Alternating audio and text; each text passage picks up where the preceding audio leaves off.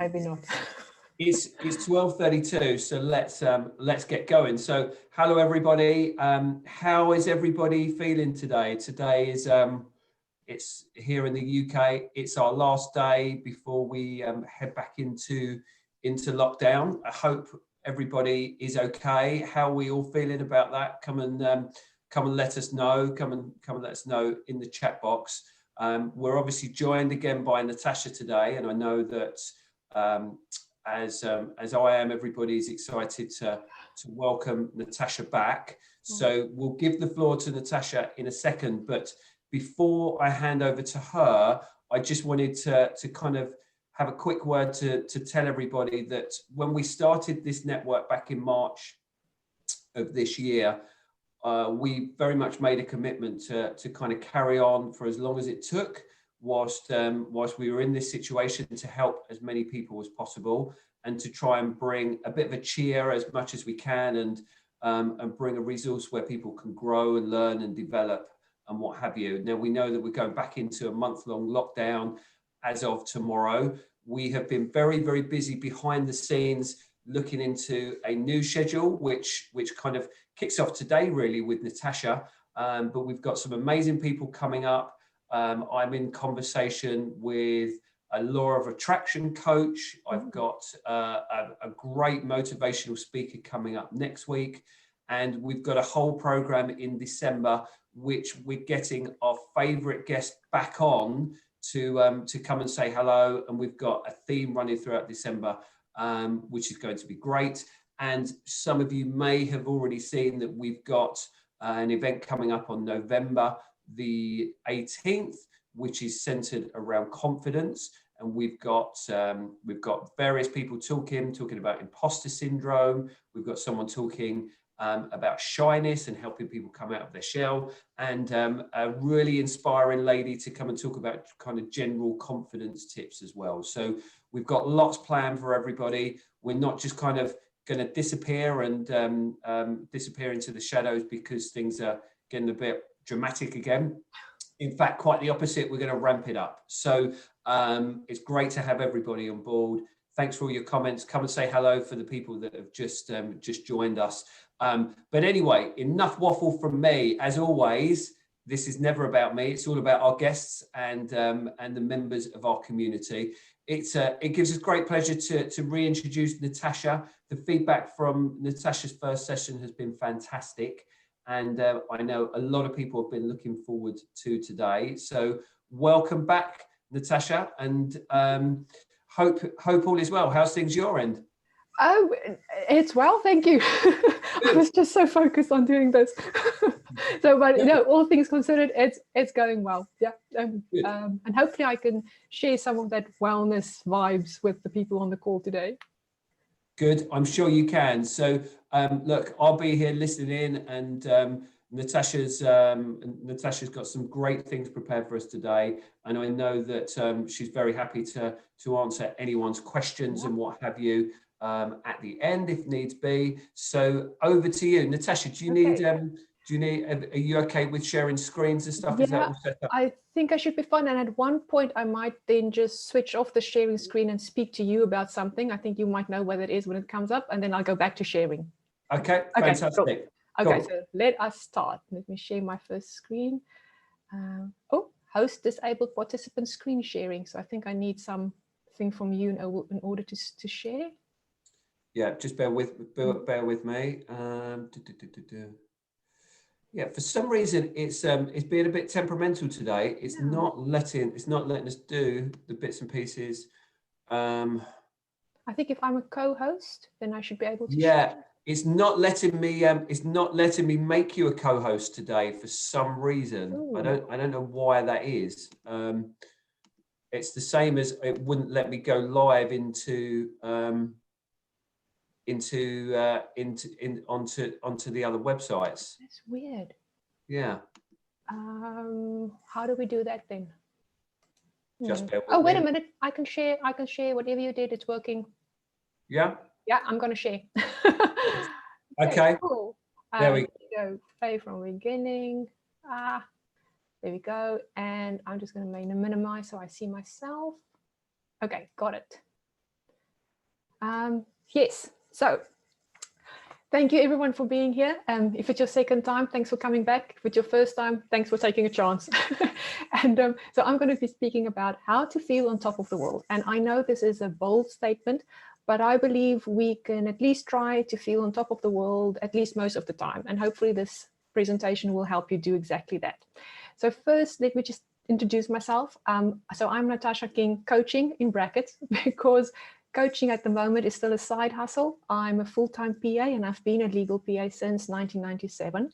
And the whole journey towards becoming a life coach, focusing on resilience and wellness, started about 5 years ago, almost exactly 5 years. I was working as a PA in a law firm, and after 11 years, but actually a bit more than 11 years, I said, it's time to rattle this comfort cage and I'm going to go for something different. So I left that job and I went for a job as a PA in the legal team of a media company. Now that's a huge change to make. It's a totally different ball game, going from a place where everyone are lawyers to where the legal department is only a small part of a bigger business.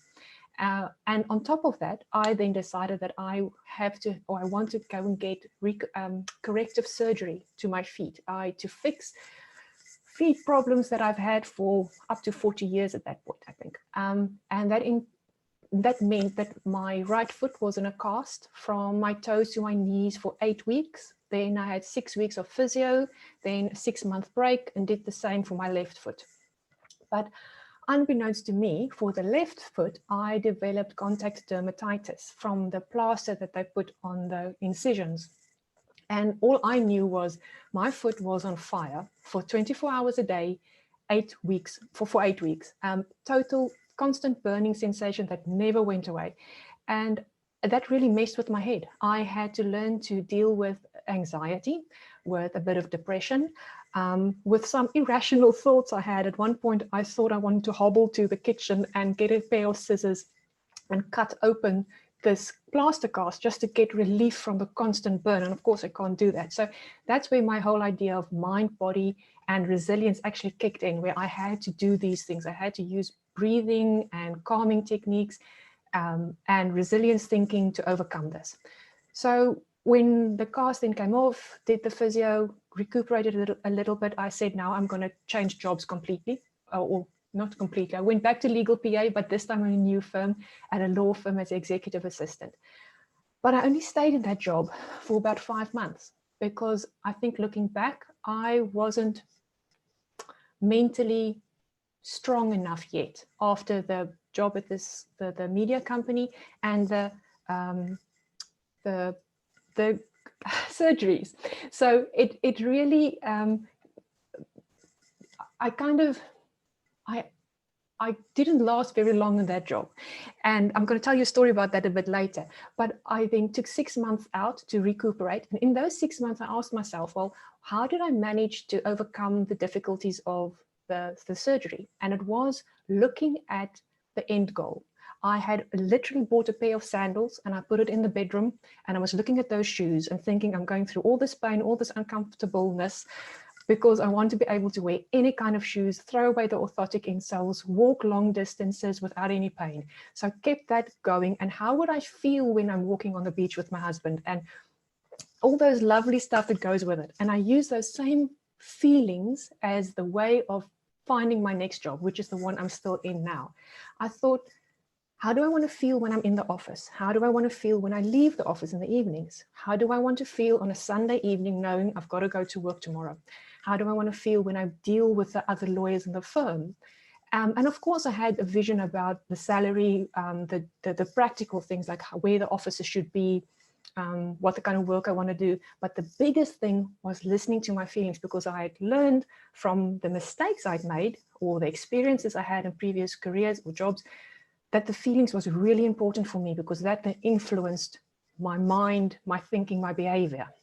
And that now leads us very nicely into what I want to talk to you about today. And let me just, there we go. So what we will be discussing is your emotions as a guide. You can listen to your feelings to help you make decisions. And there are 2 ways of moving up the scale of emotions, and I'll show you the scale. These are self-care and gratitude. So let us start. So the big message in all of this is our emotions are a form of information. They give us wisdom and they guide us. So even though the feeling you're feeling is unpleasant, the whole idea of having emotions is a good thing, as long as you listen to what they're trying to say to you. And we get 4 types of feelings. It's the first one would be the happy feelings. Those are the ones we want the most of. Joy, love, passion, enthusiasm, feeling content, all those things tell us what we've gained. So if you look at any time you felt happy, there must have been something that you got from that experience. Say, for instance, Uber Eats sends you an email saying you get 10% off your next order. You feel happy when you get that email. And that's probably because you feel, I'm being valued by this company. They noticed how many times I've placed orders before and I'm being rewarded for this. I'm getting a reward. You feel you've gained some time because you now don't have to cook dinner tonight. This is a very simple example, but it gives you an idea of how you can analyze a happy feeling in terms of what did I get out of it? And that means what I got out of it is important to me. Anxious feelings. Those are the fears, nervousness, dread, worry. They're usually the stress-related feelings. They tell us what we're afraid of. So, for the moment, I can't remember what I prepared to say what we are afraid of. Me doing this presentation. See, this is exactly what happened. I was going to use the example of doing a presentation and being afraid that you might forget your words. And that then teaches you something. And I was afraid of that might happen. So I practiced and I practiced and I practiced. And I got a little lavender essential oils humidifier at my desk to keep me calm. So all of those things are telling me what I'm afraid of, or anxious type of feeling tells me what I'm afraid of. And then you can go and think, well, what can I do to not be afraid? Sad feelings. Those are the grief, despair, shame, guilt, unworthiness, powerlessness feelings. They tell us that you've lost something. So obviously not guilt, grief, you might have lost a person, but it could also be the loss of your freedom or a lifestyle. It could be the view from your bedroom window and that makes you sad because all of a sudden a high-rise building has gone up. But in this time that we're going into lockdown from tomorrow again, we might feel a bit powerless and despair because we lost our freedom and we lost choice of when do I go out and who can I see, all of those things. And that also means that if you're feeling sad because you lost that, that means having that is important to you. And that can teach you a valuable lesson when you need to go make future decisions. Angry feelings, those are the rage, frustrations, irritability, revenge feelings. They tell us that something's being threatened, something is under attack. So say you go to the doctor to get a refill on your high blood pressure medication, and they say, no, you're going to stay on the same tablets, but you now also need to change your diet. And you get angry at the doctor. How dare he tell me I need to change my diet? But you're probably angry because your lifestyle, your choice of food, the way you cook is now being threatened. And there's a lesson in that. There are loads of other examples you can think of, all of these things in your life, big and small, but the feelings are telling us something. And you can use these as clues then to help you make decisions. So say, I'm going to focus on the happy ones. I always focus on the happy ones. If you think of where do you go or what do you do and it makes you feel on top of the world. Say it is going for a walk in nature, going to the beach or going to a park, being surrounded by trees, or the wind from the ocean, smelling the sea salt, everything. You love being in nature. You can go for miles and miles and miles and you'll never get tired. If you get back into your car, you think, I can tackle all my problems. I'm so energized and rejuvenated from being in nature. That tells you something. If you're in a stressful job and you can't get out of it for now, you're making plans, but you're still stuck there, but your happy place is being in nature, then try and incorporate that more into your day, into your week. You might even consider moving somewhere so it's closer to the beach if you can, or closer to a park so it's easier to go to where you generate the happy feelings. If you can't even do that, pick up the seashells and bring them into your house. Buy house plants, fill your house with greenery. There's ways that your feelings can help you make decisions to make your life better, to make you feel better. And when it comes to our emotions, there's healthy behavior and there's unhealthy behavior. Healthy behavior would be to feel your emotion. feel your emotion fully and allow it to pass. So that means if you're angry, feel angry, but don't stay in the anger. Feel it and let it go into a different type of feeling. If you want to cry, cry, get it out of your system, and then let them pass and go into something else. But just don't get stuck in the negative feelings or the unpleasant feelings. Discharge your emotions through physical activity or sharing your thoughts. If you think of when you're really happy and you clap your hands, you jump up and down, that's that extra energy. We're discharging it. And you can do the same for the unpleasant feelings. You know, when you clench your fists and you, I'm so angry and we're going to do this. That's a natural response. You want to get rid of the extra energy, although the feelings behind the emotion, the energy behind the emotions. So any type of exercise, gardening, bathing the dog, cleaning the cupboards, that's doing something physical and it makes you feel better. You get rid of that excess energy. Journaling, oh, my bullets just went funny. But anyway, journaling and doing art or speaking to someone are all versions of sharing your thoughts. You don't necessarily have to pick up the phone and talk to someone or talk to a therapist, a person. Just putting your thoughts on paper, sharing your thoughts with a piece of paper, writing it down, art therapy, that's all, just as long as you get it out of your system, if you think about it that way. Don't let it get stuck in there. And then once you feel better, you can think clearer and you'll see the wisdom behind all of this, because when you're in the moment of an unpleasant feeling, it's difficult to have clarity. So you need to discharge it, feel it, allow it to pass. The unhealthy behavior then would be the opposite, which is to suppress your emotions. So when your emotion comes up, you decide that you want to push it down by distracting yourself. So that's ignoring the feeling, doing something else, pretending you're not feeling it, or you do something where your chemicals change how you feel. So you will eat something, it's food, alcohol, recreational drugs, smoking, that kind of thing. It's say, for instance, you struggle with being assertive with the colleague at work that's really impacting you in a negative way. And instead of being assertive, you go to McDonald's, you comfort eat, or you drink something, or you take up smoking. This then can escalate into repressed emotions. That's when the emotion just automatically gets pushed down. You don't even think about it. It just happens. And you don't even need a chemical. It's just automatically there. And I actually now want to tell you a story about how I basically had some unhealthy behaviors around emotions. So I said in the beginning, I was on the job with the executive assistant just for about 5 months. In that time, there was one evening I was walking home after work from the station, and it was winter, dark this time of the year. And I remember distinctly turning the corner into a quieter side street. And as I did that, I just thought, you know what? It wouldn't be so bad if I'm run over by a car in this street. I'll be okay with that if it's the end now. And I even went to the technicalities of thinking, well, this is a nice, good street for this to happen, and it's dark, I've got my earphones on, it would be a plausible thing that could happen. That was a warning bell. I had no idea that I was in such a bad space. I knew things were tense, I wasn't super happy, but I didn't realize it was this bad.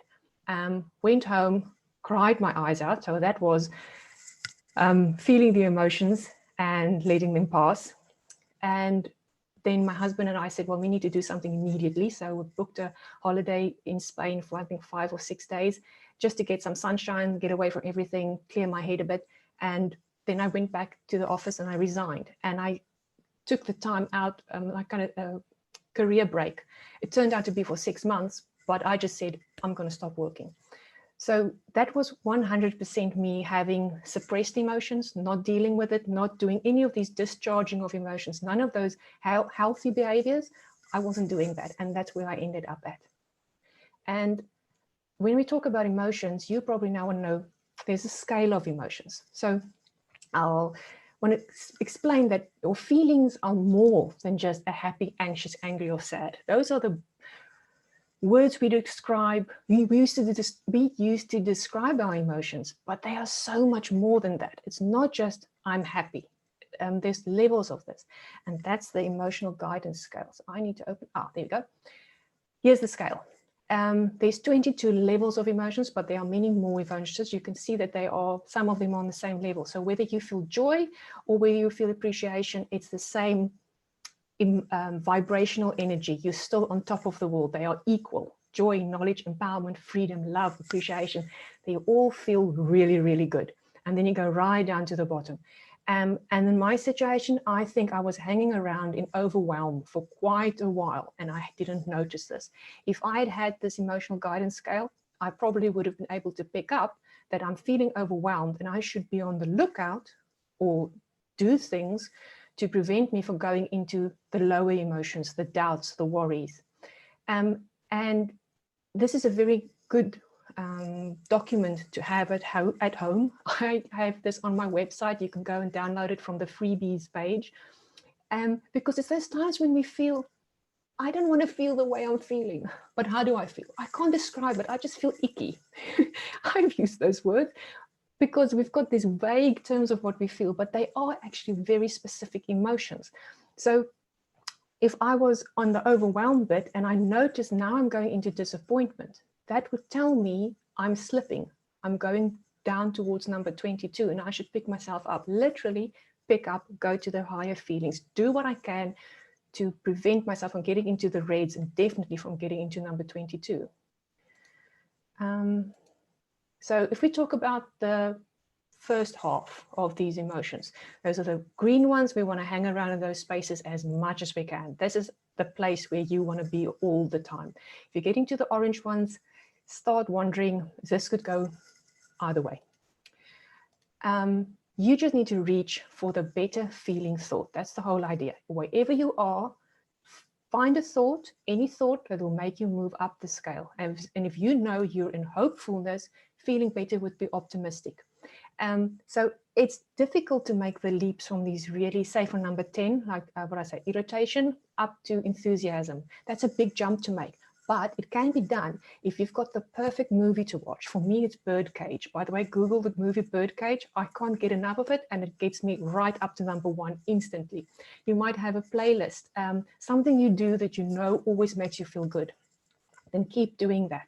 Other times, especially in the lower ones, you just need to move up 1. So you just need to find a thought that could be instigated by something you do, or just a memory, or anything that just moves you up. It's an uplifting thought. That's what we're going for. When we're going to the bottom half, these are the heavier feelings, the more difficult ones to deal with. Remember that anger still feels better than jealousy, and blame still feels better than revenge. So like in my situation, if I was in disappointment, if I slip down into worry, that's not a good sign.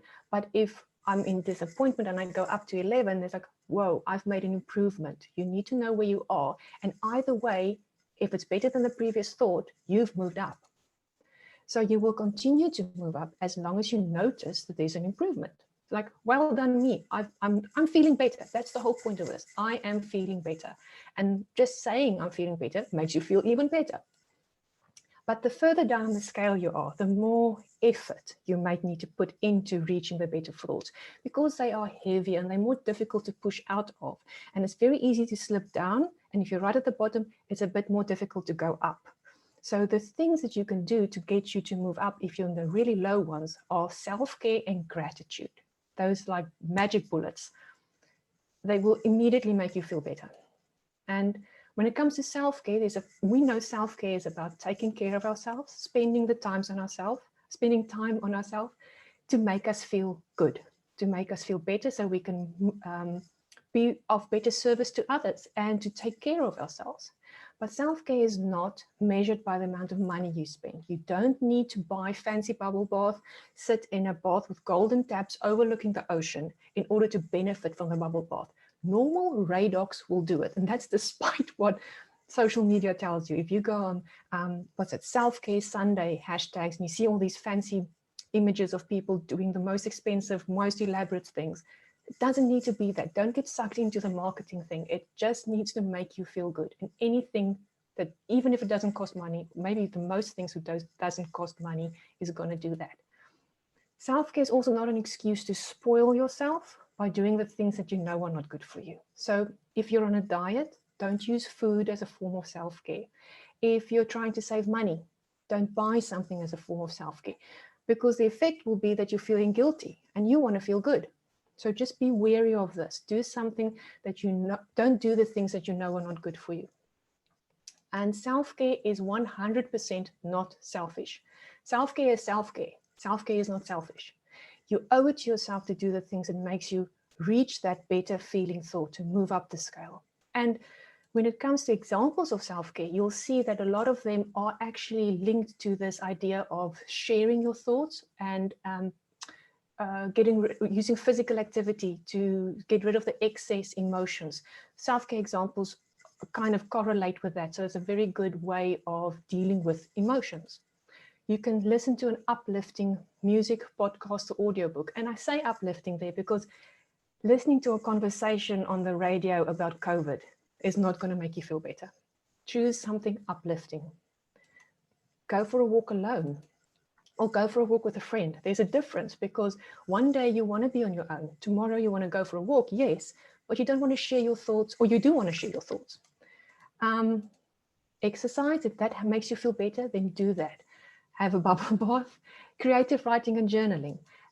Order a takeaway and then use that free time to do something else. It's not the act that you are getting the takeaway. It's the fact that it frees up your time to do something that will make you feel better. You can read something, but also uplifting. That would be really good for making yourself be better.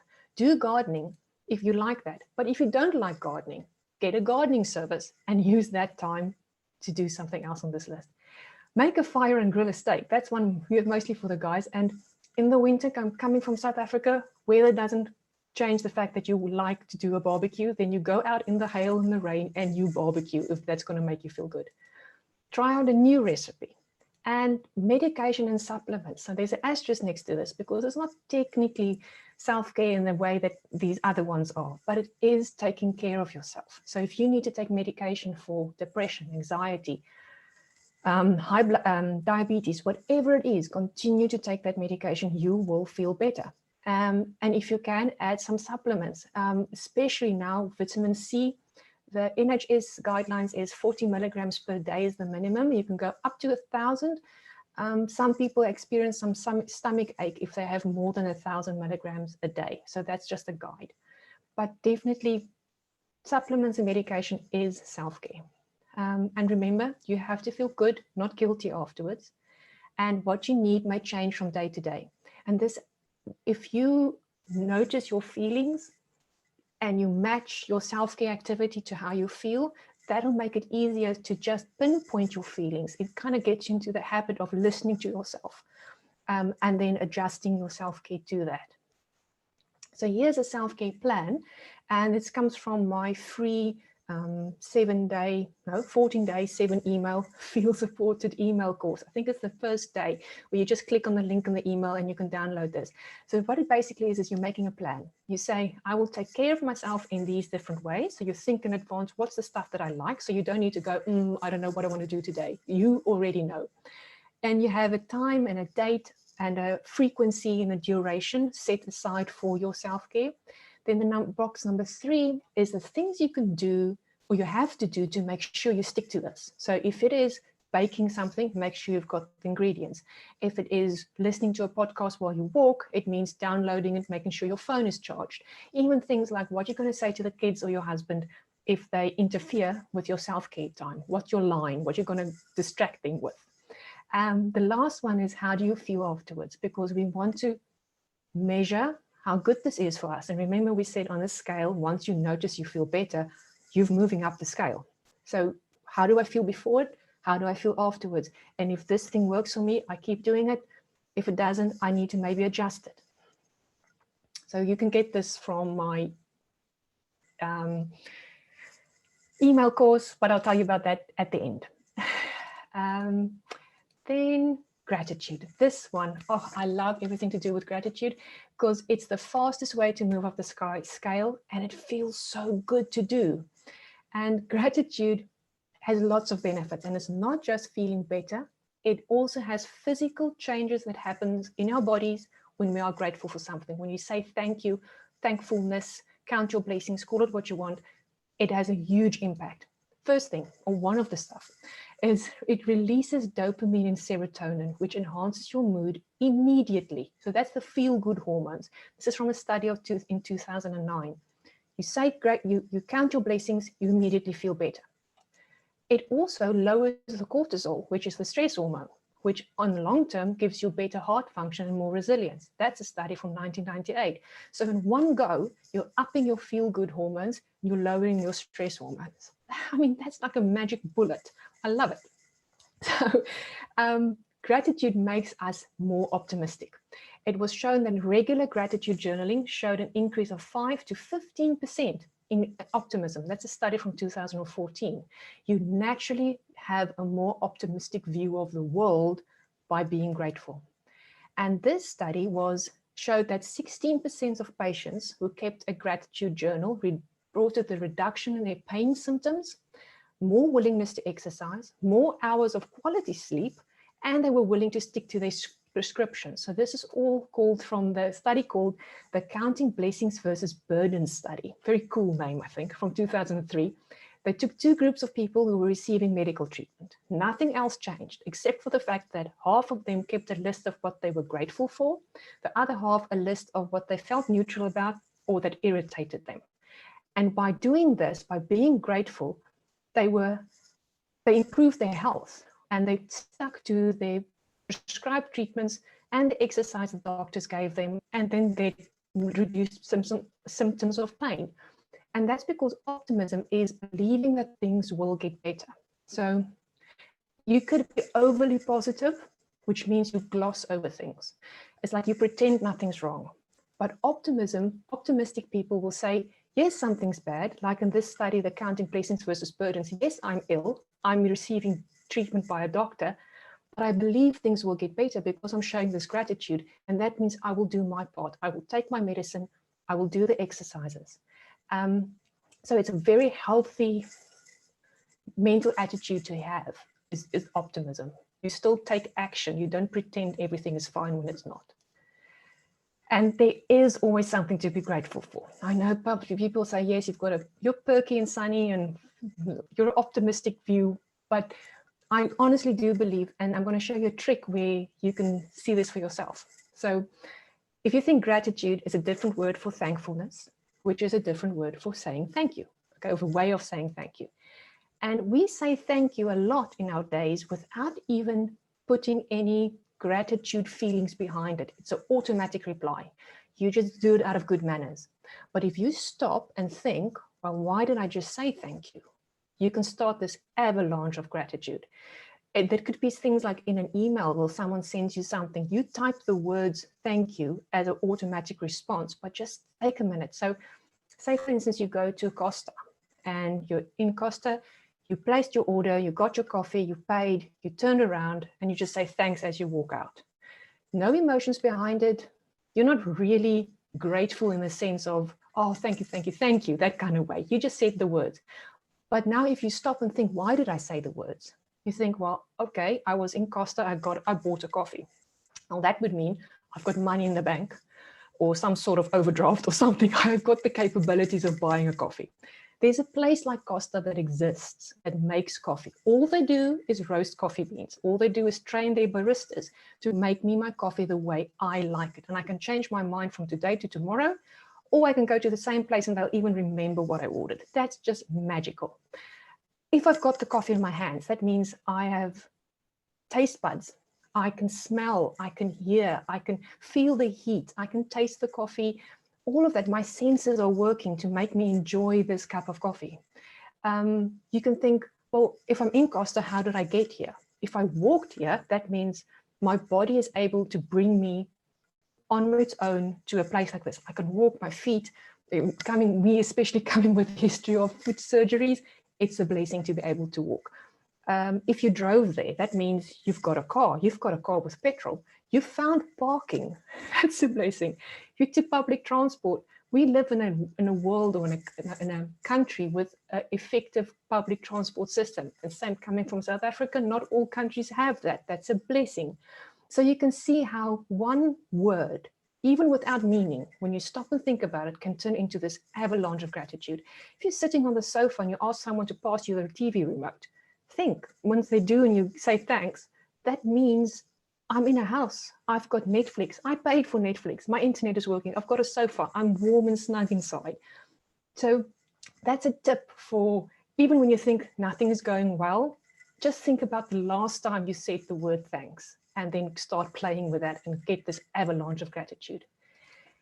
Then you can take it one step further by showing someone else that you are thankful. So now it's a 2-for-1. You are showing gratitude with all those dopamine levels and serotonins that drop, all that benefits come to you, plus you're showing kindness. The person on the other end is experiencing kindness out of the blue, and they feel valued. That's such a lot of positive energy going on there. So you can show gratitude by sharing that gratitude. Share the love. Write a thank you note. And I'm saying write, not take a screen grab from Google Images with a bunny and the words thank you, and this is what you send as a WhatsApp. I mean, literally write it in a card or a piece of paper. And that means you would have needed to think a bit about this. Find the person's address, find a stamp, go to the post office. Take the focus away from yourself, because if you're writing a thank you note, you can say, well, what do I think this person would really appreciate today? And you need to prepare what you're saying, because you don't have autocorrect, and Tipex doesn't look nice on a handwritten note. So think before you write it down, and your handwriting is on there.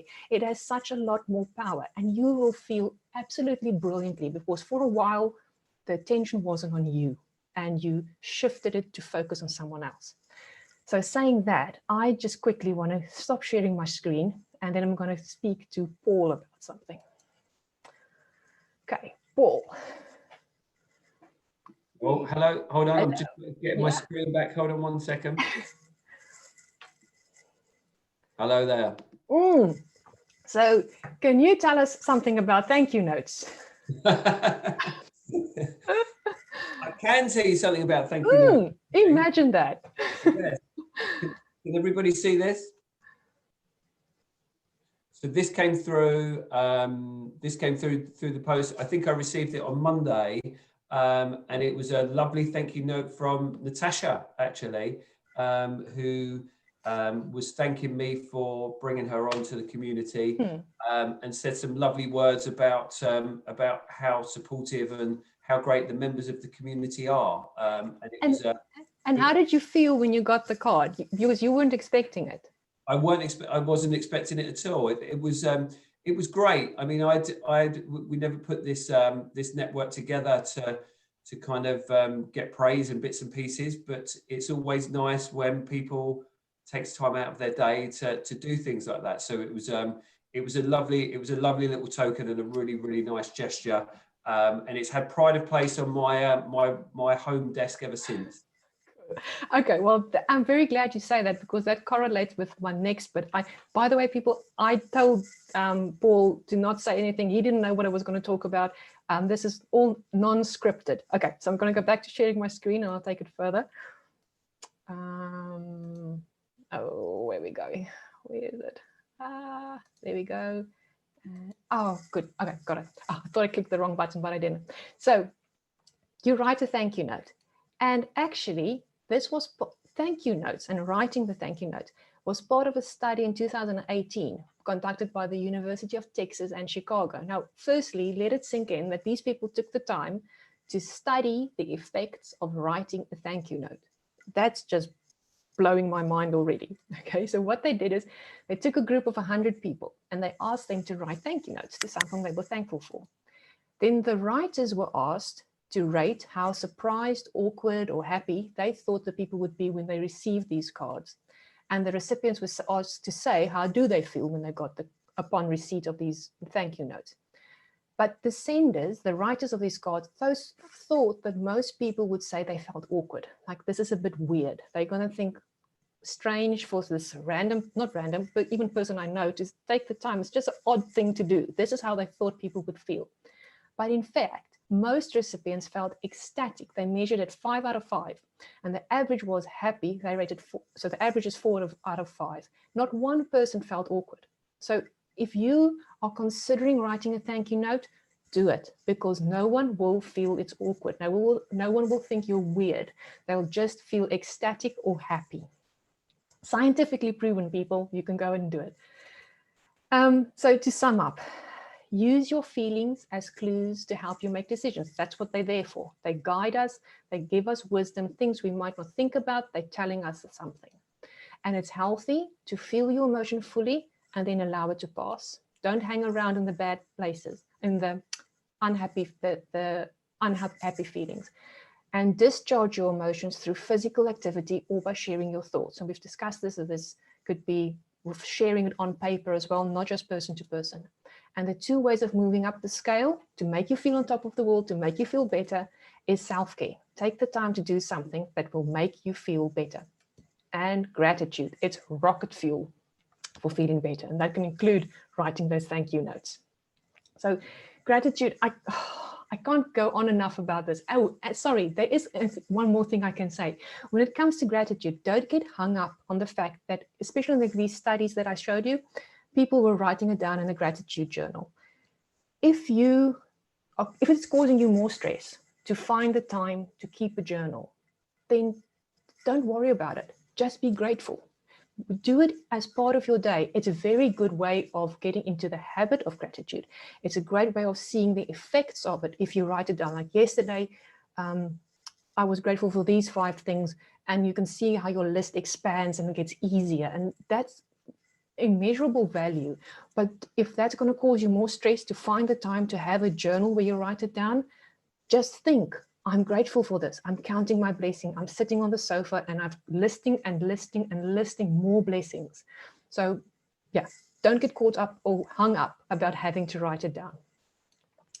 And this is my Feel Supported email course that I told you about. So the self-care is the time for me plan, and there are other topics: self-esteem, power of words, images, negative thoughts, gratitude, optimism. And you can sign up for this on natasjaking.com. And some days have worksheets, other days have a fun experiment. There's a few that I ask you to take photos. You've got nothing to lose. Just every day or every second day for 14 days around 7 o'clock in the morning, you'll get an email quickly to read, and you'll feel supported. It'll give you some tips and helpful advice to feel better and feel supported. And then the big one actually is this one, the special offer, which I have. It's a 90-minute laser focused coaching sessions that I'm offering for 15 people watching this video. I could say the BSN community, but I know this video is shared on the BSN website as well. So the first 15 people. And what we do is we focus on one issue and we sort it out together. We tackle it with laser focus. And some of the things we can work on is career goals, health goals, self-esteem, stress, feeling stuck. I know feeling stuck isn't a coaching term, but if you're feeling stuck, you know what feeling stuck means. And usually my rates are about £80 for an hour. So this is longer for less money. And same thing, just go to natasjaking.com and you can use the contact form to tell me you're interested in this, and we'll talk about the technicalities of setting this up, or LinkedIn. So I really wanted to offer this to the community to help as many people as quickly as possible, because it takes less time than the usual way of coaching, and it's cheaper than the usual way of coaching. So hopefully you will take up the offer, and I'd love to help you. So that's it. Oh, and now I can breathe.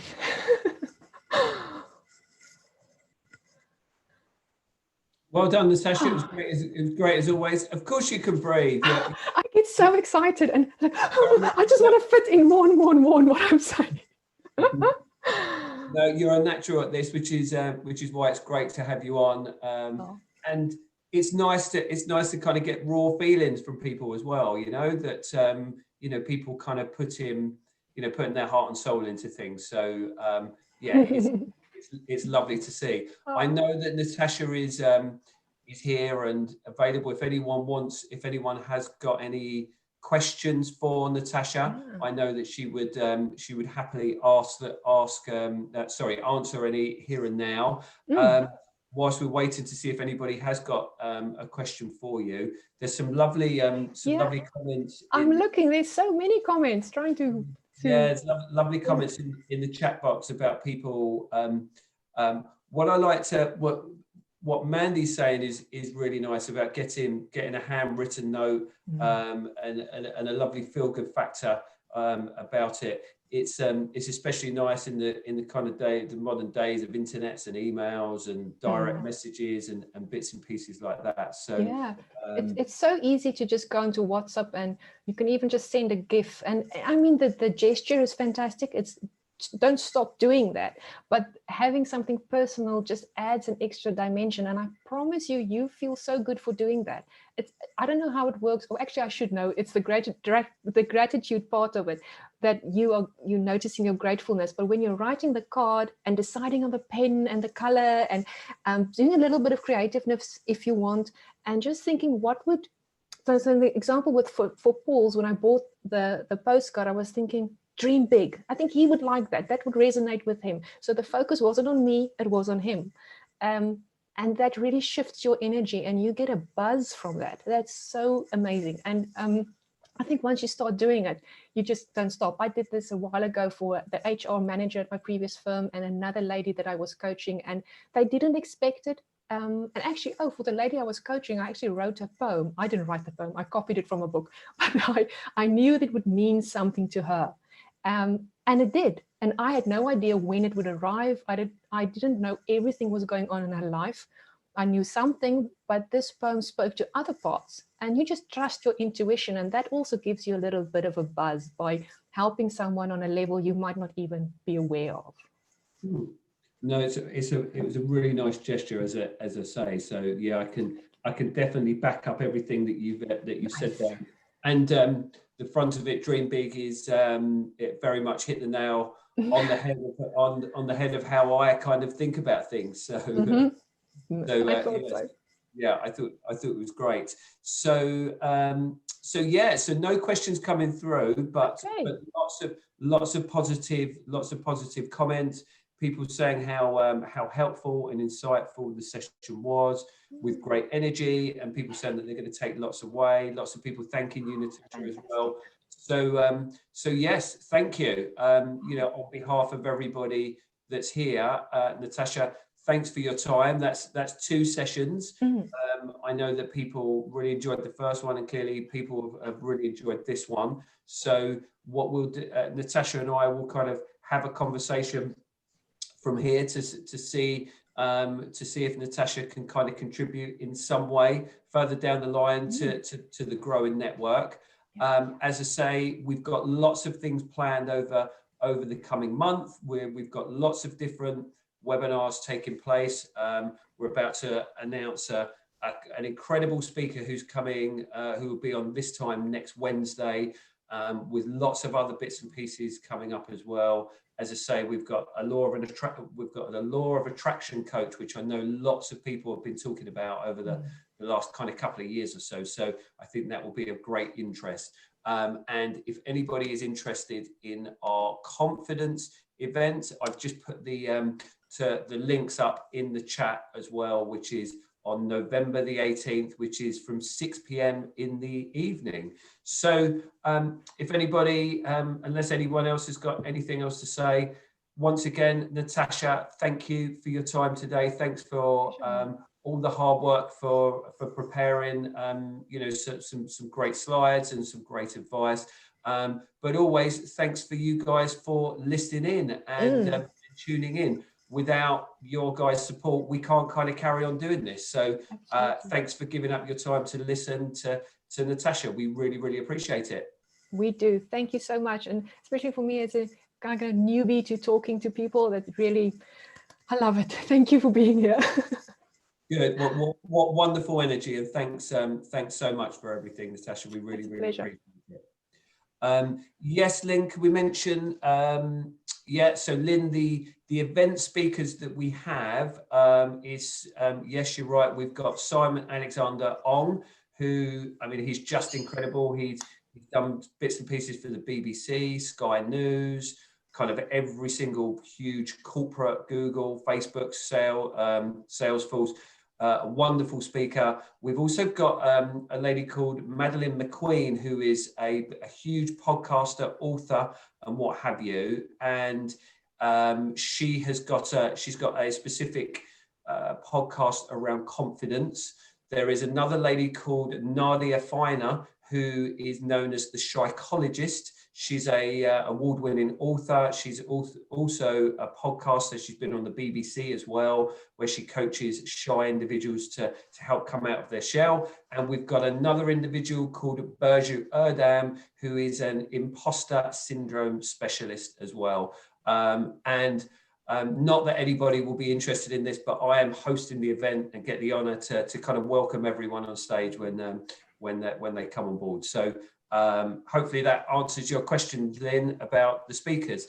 And he's a neighbour of yours. Oh, brilliant! Oh, fantastic! Wow. That's, yeah. I can imagine that is very lucky for you. He can kind of give you a daily G up if you need it. So we hope to see everybody there on November the 18th. So yes. So look, thanks once again for your time, everybody. Stay positive. The month will be over soon, and I promise you we'll keep you occupied, and we'll do everything we can to keep the sessions going, keep them interactive, keep you guys learning, and keep you guys upbeat and positive throughout the time that we're off. So thanks for your support, everyone. Thank you, everyone. We really appreciate it. And thank you, Natasja. My pleasure. Thank you, Paul. No worries. We'll see you all soon. Okay. Yeah, bye. Bye-bye.